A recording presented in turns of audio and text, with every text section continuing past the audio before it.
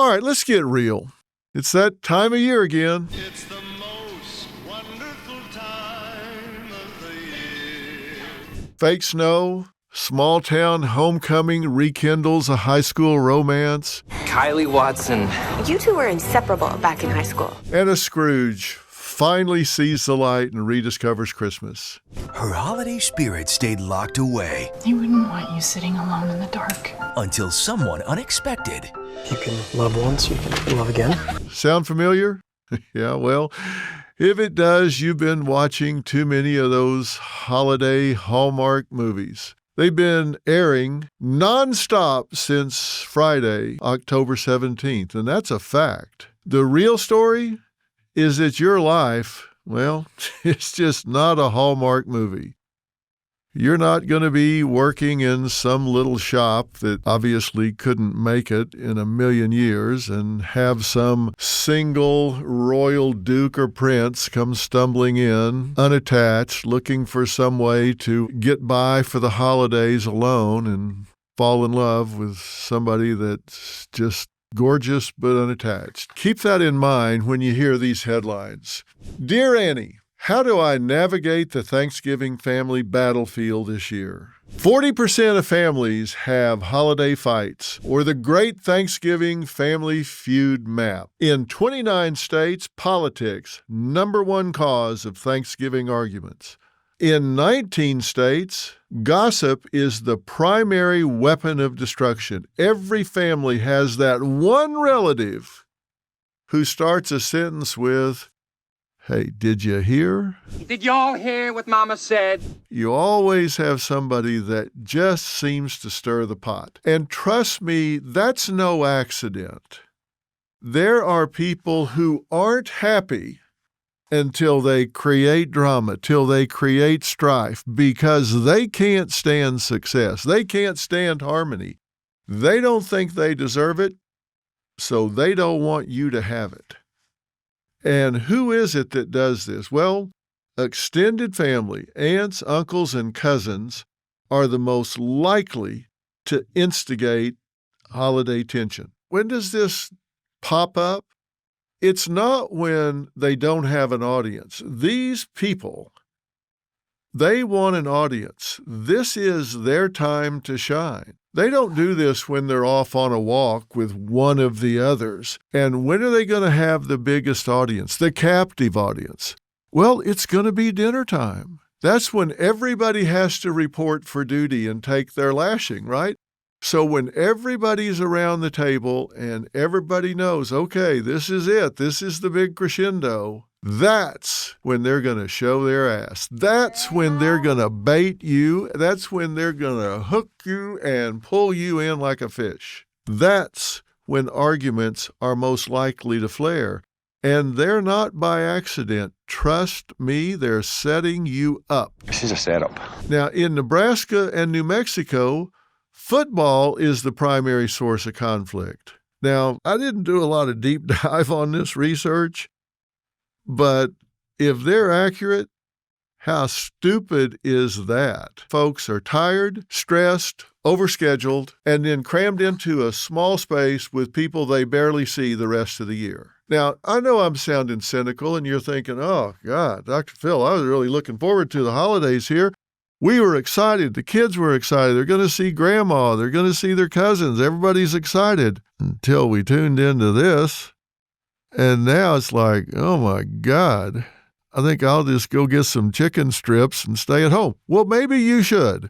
Think about what I just said, because that's a pretty busy sentence. People are tired, stressed, overscheduled, and then crammed into a small space with people that you really don't see the rest of the year. Because somebody hosts, and houses aren't set up to handle all this extended family.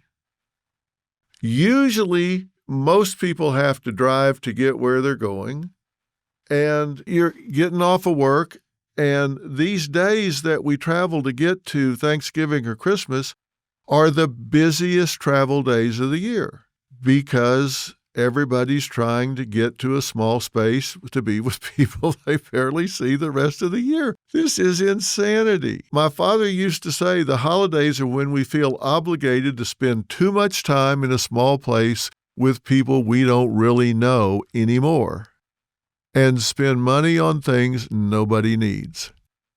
Now, he sounded like a Scrooge, but when you think about it psychologically, this has become a marketing ploy.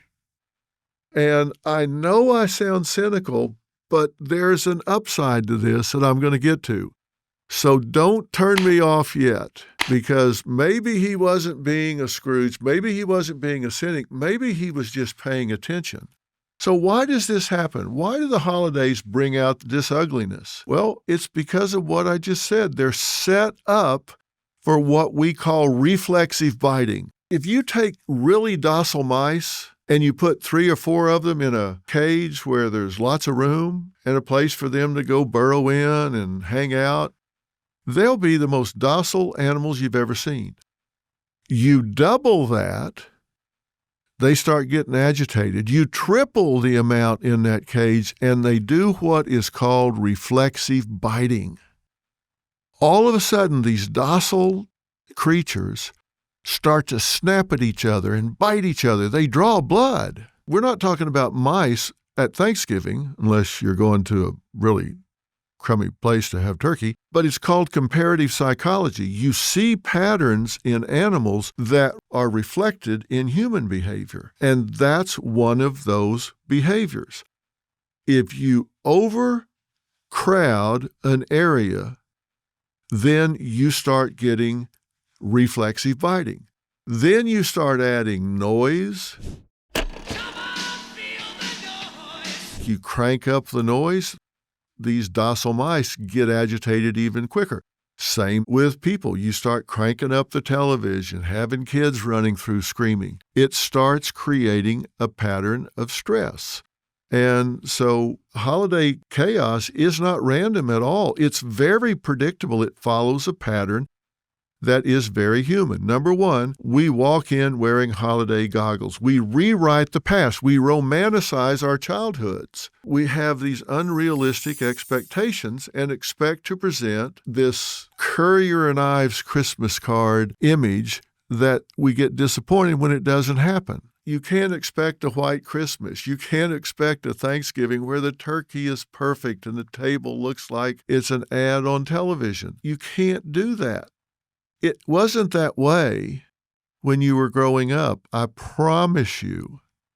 You've just smoothed out the rough edges across time. Families are who they are. If you had a drunk, crazy uncle 10 years ago, he's probably a drunk, crazy uncle today. People snap back into old roles instantly. You can have a career, a mortgage, and 3 kids, but when you sit down next to your idiot brother or sister that have done stupid things and irritated you all of their life, they're probably going to do exactly the same thing at Thanksgiving.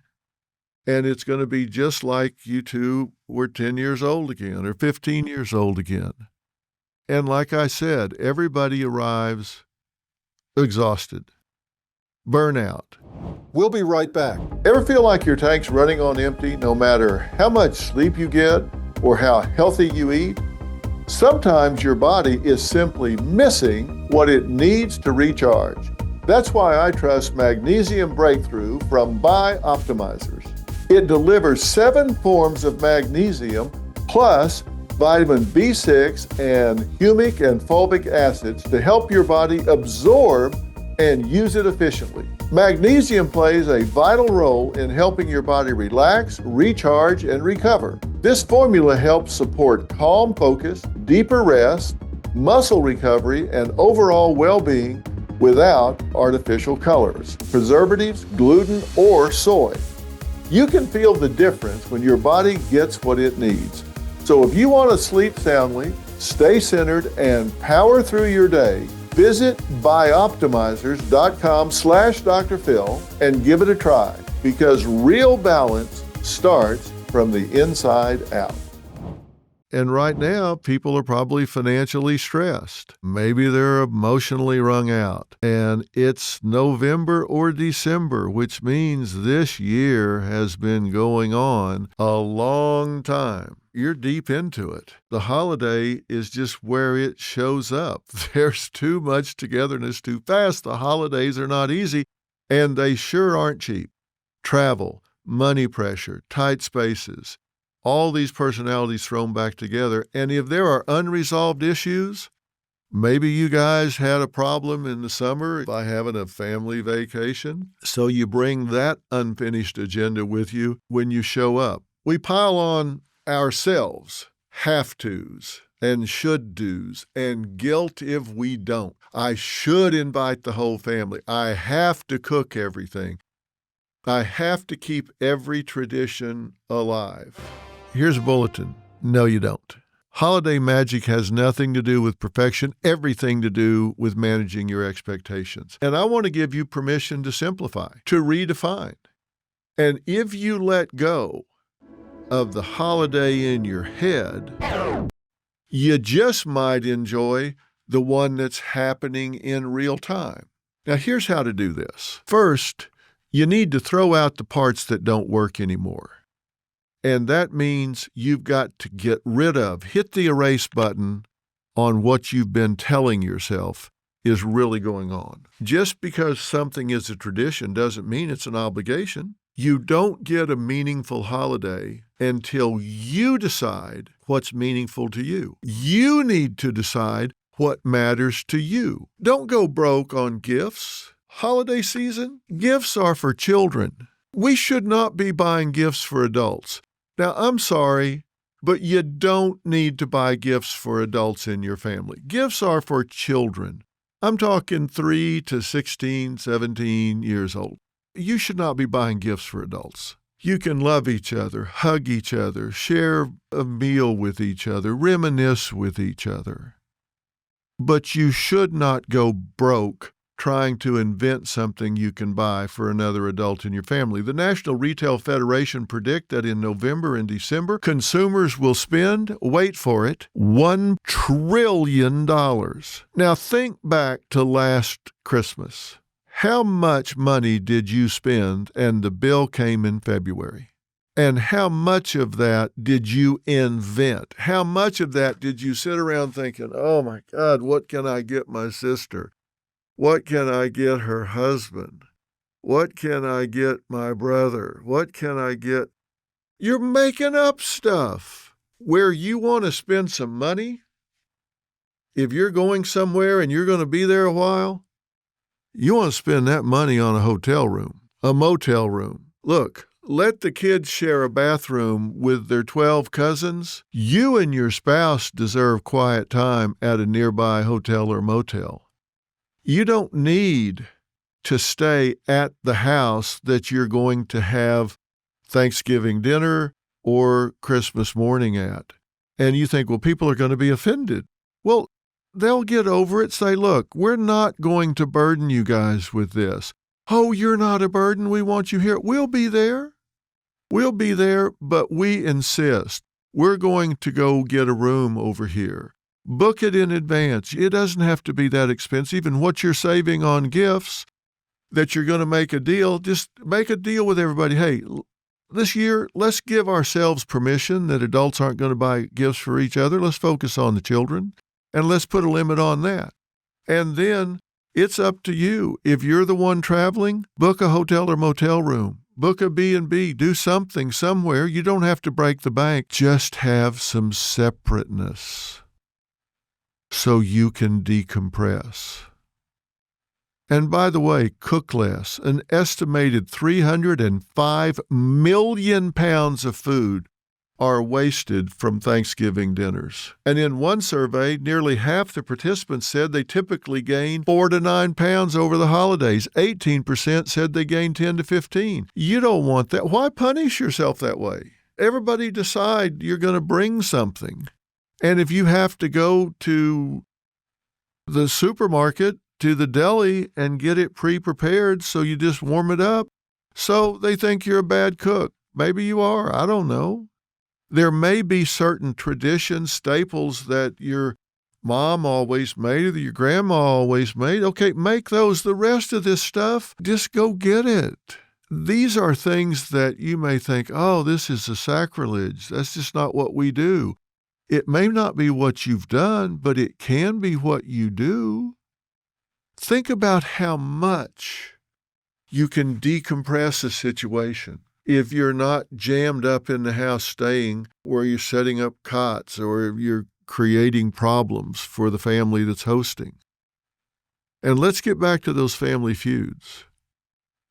And not the ones that my good friend Steve Harvey host. It's time to play Family Feud. Give it up for Steve Harvey. Here's a clue. You don't have to react every time you have the right to.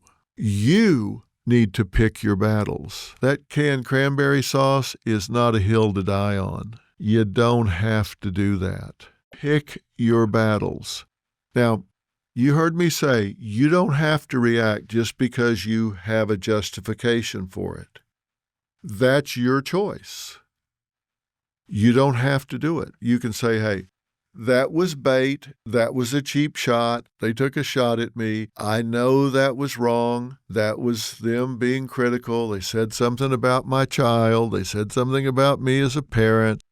They mischaracterized what took place on vacation this summer. They gave me all that grief. I don't have to respond. I don't have to bite back. I don't have to even say, well, that's the way you see it. I disagree. You don't even have to do that. You can just let it slide. You say, well, then I'm letting them win. Are you? If you walk out and you have peace in your heart, then aren't you the winner? Go for a walk. If it's cold outside, hide in the garage. Whatever works for you. But you have to decide this before you get there. I tell you that about everything. Decide what you're going to eat before you get there. If you tend to overeat at these things, then have a snack before you go so you're not hungry. Just decide before you go what you're going to eat, decide what you're going to discuss, and say, I'm not going there. Manage your expectations. Decide you're going for the camaraderie and the togetherness, not to have a perfect experience. It's important to remember, this is not the United Nations. You don't have to negotiate peace treaties. If it's important at Thanksgiving, if it's important at Christmas, guess what? It'll still be important in January. It'll still be important in February. You've got a computer, FaceTime them. You can talk about it then. And most important, Christmas is meaningful when everybody behaves. It's meaningful because everybody shows up. Quirks, opinions, histories, and flaws. Even their very questionable recipes. The day can be messy, loud, emotional, and imperfect. But if you're all there together, let gratitude sneak in. The meal doesn't have to be perfect. The family doesn't have to be perfect. The gratitude just has to be real. And I'll suggest a good exercise. If you're around the table and maybe it's getting noisy or maybe it's getting a little testy or a little pesky, just suggest, hey, why don't we go around the table and everybody say something about that one thing that they're most grateful for this year. Think of one thing that you have the most gratitude for that happened this year. Maybe your child got over an illness. Maybe you got out from under a student loan finally. Maybe you got a promotion at work. Maybe you were able to solve a dispute with a neighbor. Whatever it was, what are you most thankful for this year? Now, we've actually done that at our house before, at our Thanksgiving before. There was laughter, there were tears of joy, and everybody saw a side of everybody else that let them know that they truly had some grace when everybody showed gratitude. And that gratitude was real. And you can make that the real story. Wherever you're getting The Real Story, make sure you subscribe and follow. I'll see you tomorrow.